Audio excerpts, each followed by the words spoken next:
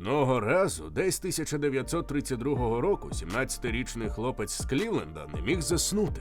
Він лежав у темряві і міркував про те, яким би міг бути світ. Світу, у якому є хтось по-справжньому сильний, не злий, не жорстокий, а той, хто захищає слабких. Хтось, кого не можна залякати і кого не можна підкупити. Хтось, хто не злякається, а просто встане і погляне хулігану у самісінькі очі. Тієї ночі Джері Сігел придумав Супермена. Вранці він розповів про це своєму другу, художникові Джо Шустеру. Вони обидва були синами єврейських іммігрантів. Обидва носили окуляри, обидва були тими, кого булять у школі і кого не запрошують на вечірки. Зате обидва мали уяву, і це виявилося важливішим за будь-яку популярність. Персонаж, якого вигадало двійко хлопців зі звичайного американського передмістя, згодом став одним із найупізнаваніших символів 20-го сторіччя, адже його упізнають у кожній країні світу.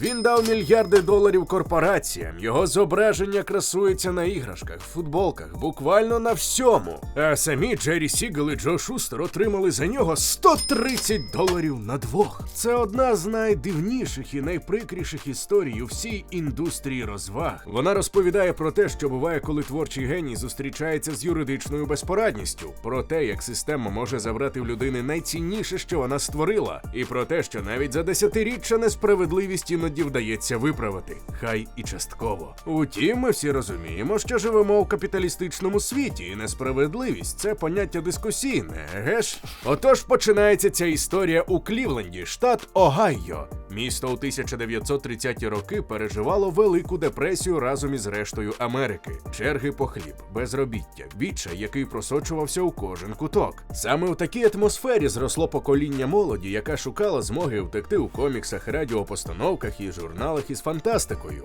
Джері Сігел і Джо Шустер познайомилися у середній школі Гленвілл, у єврейському районі міста, де жили обидві їхні родини, які колись втікали від погромів у Східній Європі. Спільну мову знайшли миттю, обидва захоплювалися науковою фантастикою, пригодницькими серіалами і хотіли робити комікси. Разом вони видавали саморобні журнали, вигадували персонажів. Перший Супермен був злодієм, лисим злодієм із надздібностями, саме таким, яким, мабуть, стане шкільний кривдник, якщо одного дня отримає необмежену владу. Утім, щось у цій концепції не спрацювало, а потім стався зовнішній поштовх, який змінив усе. Наприкінці 1932 року, на початку 1933 року з Німеччини надходять моторошні новини. Гітлер приходить до влади. Єврейські погроми – це вже не страшні казки зі старовинних оповідок дідусів. Вони відбуваються зараз у нібито цивілізованій Європі у 20-му сторіччі. Для двох юнаків із єврейських родин це був не абстрактний газетний заголовок, а біда, яка стосувалася безпосередньо їх. І тоді злодій перетворився на героя.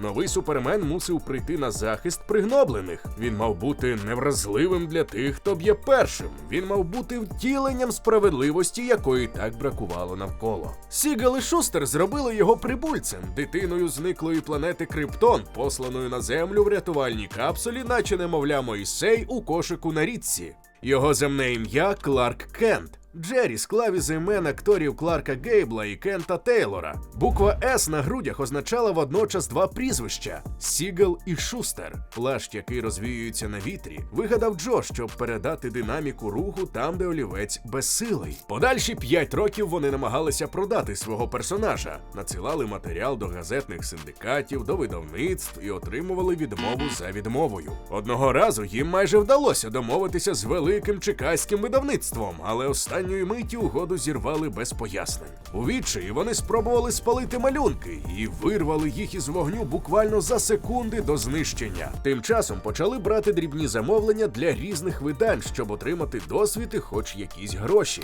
Прорив стався 1937-го. Видавництво Detective Comics, яке невдовзі перейменують на DC, готувало новий збірник пригодницьких коміксів під назвою Action Comics. Комусь із редакторів упали у вічі закинуті малюнки про Супермена. Сігелу і Шустеру зателефонували і запропонували склеїти з наявних матеріалів 13-сторінкову історію. Вони переробили і домалювали все за кілька днів. Супермен потрапив на обкладинку першого номера Action Comics. Той самий образ, де він піднімає автомобіль над головою. За це їм заплатили по $10 за сторінку, $130 на двох. І вони вони підписали договір, за яким передавали всі авторські права на персонажа видавництву. Що означав цей підпис? Джері Сігел і Джо Шустер назавжди відмовлялися від будь-яких роялті з усього, що буде пов'язане із Суперменом. Від будь-яких фільмів, від будь-яких іграшок, від будь-яких костюмів, від будь-яких радіопостановок, від будь-чого взагалі. Вони підписали, тому що боялися втратити навіть цей шанс.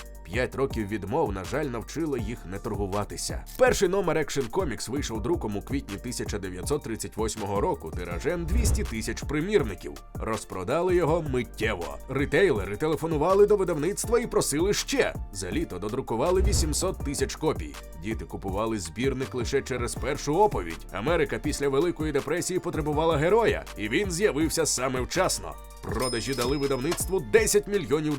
Авторів запросили до штаб-квартири компанії в Каліфорнії, підвищили гонорар до $150 за сторінку, наняли їм помічників. Здавалося, що все непогано. Та одного разу хтось підрахував, скільки заробляє корпорація, і порівняв із тим, що отримують творці. DC запустили радіосеріал про Супермена, потім анімаційні мультфільми студії Флейшер, одні з найдорожчих за всю попередню історію анімації. Іграшки, дитячі костюми, комікси, які посилали на фронт разом зі щоденними пайками. До 1943 року зображення Супермена красувалося на американських танках і бойових літаках. Йозеф Геббельс публічно назвав персонажа єврейським хлопчиком, якого американці використовують для антинімецької пропаганди. Мабуть, то був найпотужніший мимовольний комплімент, який будь-коли отримував комікс-герой. А потім сталося те, що остаточно переповнило чашу терпіння. Джері Сігел пішов на фронт 1943-го.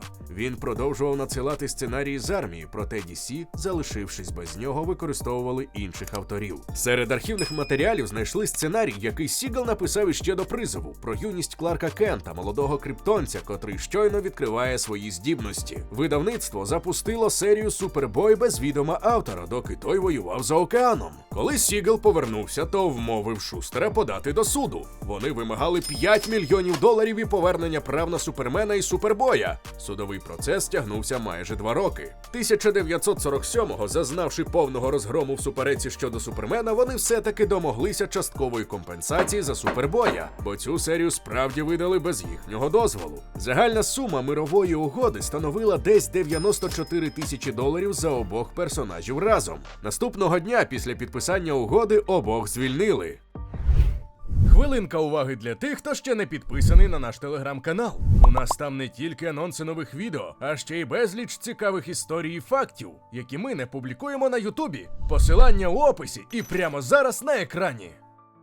Ім'я зникло з титрів, починаючи від лютого 1948 року. Конкретно від 119-го номера Action Comics у коміксах про Супермена більше не було жодної згадки про їхні прізвища. Компанія стерла їх так само рішуче, як стирають непотрібний інвентарний запис. Утім, за певний час їх повернули. Дружина Джері, та сама Джоан, із якої він колись малював образ відважної журналістки Лоїс Лейн, прийшла до офісу DC і влаштувала такий скандал, що компанія погодилася взяти обох назад, але тільки анонімно. Вони писали і малювали Супермена, якого самі ж таки і створили, та їхніх імен ніхто не знав. 1967 року набув чинності новий закон про авторське право. Сігел і Шустер вирішили ризикнути вдруге і подати новий позов. Програли знову. Попередня мирова угода перекривала будь-які подальші претензії, і суд це підтвердив. Нові звільнення. Джо Шустер перебрався до Нью-Йорка і оселився в маленькій кімнаті у братовій квартирі. Художник, який придумав зовнішність найвідомішого супергероя планети, влаштувався кур'єром. Одного зимового дня він доставляв посилку до офісу DC на східному узбережжі. Хтось із колишніх колег упізнав його. Шустер стояв у тонкій куртці, на зимовий одяг грошей бракувало. Колеги скинулися і дали $100 чайових, щоб він міг купити щось. Джері Сігел залишився в Каліфорнії і став листоношею. Тим часом Warner Brothers оголосила про початок виробництва першого повнометражного фільму про Супермена. Режисер – Річард Доннер. Головна роль – Крістофер Рів. Прем'єра обіцяла стати подією 10-річчя. Для Сігела це стало новим тригером. Він сів і написав 9-сторінковий прес-реліз. Назвав його «Прокляття на фільм про Супермена» і розіслав до кожної великої газети в Україні. Текст починався так. «Я, Джері Сігел, співавтор Супермена, накладаю прокляття на цей фільм». Далі він описував усе, що сталося з ними першими за 40 років, яких начебто обдурили, яких звільнили, як їхні імена вилучили з коміксів, як вони зубожіли. Він писав, що видавці вбили його дні, знищили його ночі, задушили його щастя, зарізали його кар'єру, а самих директорів компанії назвав одержимими грошима монстрами. Нью-Йорк Таймс і Washington Post надрукували матеріали про долю двох старих скривджених художників. Але найважливішим виявився лист, який потрапив до рук Ніла Адамса. Ніл Адамс на той час одна з найбільших зірок індустрії коміксів, автор революційних серій про Бетмена, лауреат численних нагород, людина з репутацією і зв'язками. Він знав Сігела і Шустера, проте ніколи не чув усієї їхньої історії. Прочитавши прес-реліз, він зателефонував їм і запропонував організувати масштабну кампанію. Разом із колегою Джері Робінсоном, автором образу Джокера, Адамс привіз Сігела і Шустера до Нью-Йорка, поселив у готелі і почав водити їх по телешоу і газетних редакціях. Він малював картинки, де виснажений Супермен рятує двох постарілих авторів у жебрацькому одязі і роздавав їх журналістам. 3 місяці тривала ця кампанія публічного сорому. Фанати Супермена мітингували перед офісами DC, редакційні колонки порівнювали корпорацією з персонажами її власних коміксів. І не з героями. Гільдія карикатуристів і Академія мистецтв коміксу публічно засудила Warner Brothers. Завдяки цим зусиллям 1975 року Джері Сігел і Джо Шустер отримали від Warner Brothers довічну пенсію по $20 000 на рік кожен і медичний поліс безпеки. Крім того, їхні імена повернули до титрів. Починаючи від 461-го номера Action Comics за 343 номери по тому, як їх прибрали, у кожному коміксі і кожному фільмі про Супермена з'явився рядок «Створили Джері Сігел і Джо Шустер». Фільм 1978 року відкривався саме цим рядком. Він зібрав понад $300 мільйонів у прокаті. Джо Шустер помер 1992 року. Незадовго до смерті він майже цілком осліп. Художник, чия уява намалювала образ, відомий усьому людству, упродовж останніх років не міг бачити навіть обличчя людей поруч. Його спадкоємці ще кілька десятиріч провадили судові суперечки з DC Comics за права з перемінним успіхом. І ця боротьба триває в різних юридичних формах досі. Джері Сігел пережив свого друга на 4 роки. Він помер 1996-го у віці 81 року. Формально він міг бачити своє ім'я у фінальних титрах фільмів, у яких заробляли гроші не порівнювані зі скромною пенсією, яку йому виплачували. Тільки 2025 року новий фільм Джеймса Ганна «Супермен» заробив у світовому прокаті понад $600 мільйонів і отримав понад $100 мільйонів чистого прибутку для студії. Утім, у найпершому рядку титрів там стоїть «Superman created by Jerry Siegel and Joe Shuster». Оригінальний примірник першого номера Action Comics у доброму стані сьогодні коштує до $6 мільйонів на аукціоні. За 13 сторінок із нього Сігел і Шустер отримали $130. Є у цій історії одна річ, про яку рідко згадують. Усі знають про несправедливість контракту, і ми попереджали, що все це відносно. Та мало хто замислюється над тим, чому двоє молодиків підписали його без вагань. Відповідь проста і трохи гіркувата. Вони задовго чули «ні».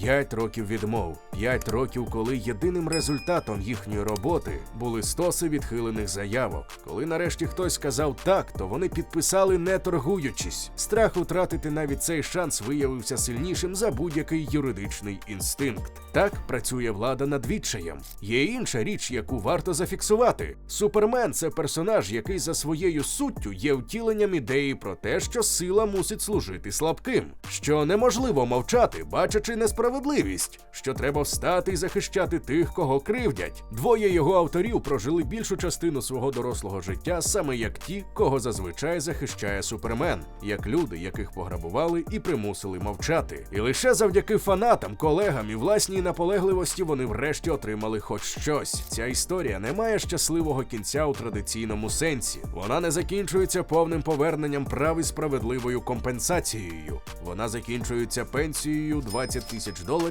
і рядком у титрах на тлі мільярдів, які Супермен уже дав і продовжує давати тим, хто придбав його за $130 1938 року. І є те, що цей образ пережив усіх, і тих, хто його створив, і тих, хто його купив, і тих, хто сперечався за нього у судах. Бо певні ідеї сильніші за контракти. Підписуйтеся на Джордано. Тут ми розповідаємо про науку, культуру і людей, чиї ідеї змінили світ. До нових зустрічей!